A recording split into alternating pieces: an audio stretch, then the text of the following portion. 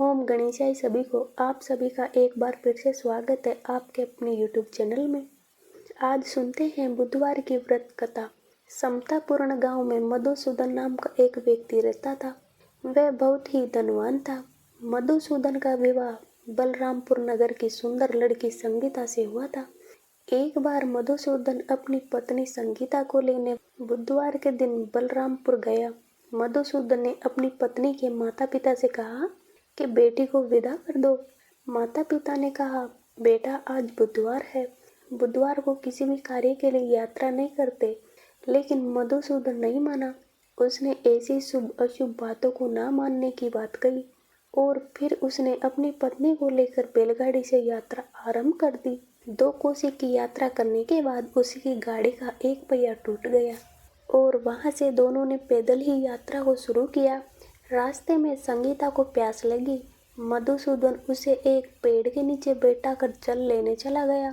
थोड़ी देर बाद जब मधुसूदन कहीं से जल लेकर वापस आया तो वह बहुत हैरान हो गया, क्योंकि उसकी पत्नी के पास उसकी ही शक्ल सूरत का एक दूसरा व्यक्ति बैठा था। संगीता भी मधुसूदन को देखकर हैरान रह गई और वह दोनों में कोई अंतर नहीं कर पाई।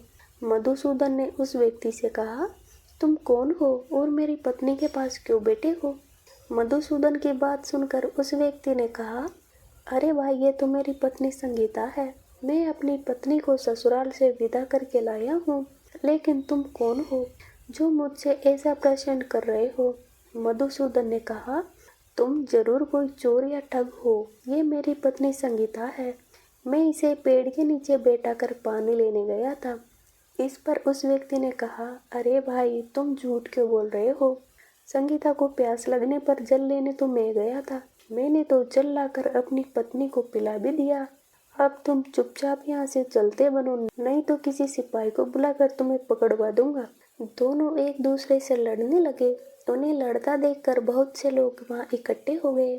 नगर के कुछ सिपाही भी वहाँ आ गए।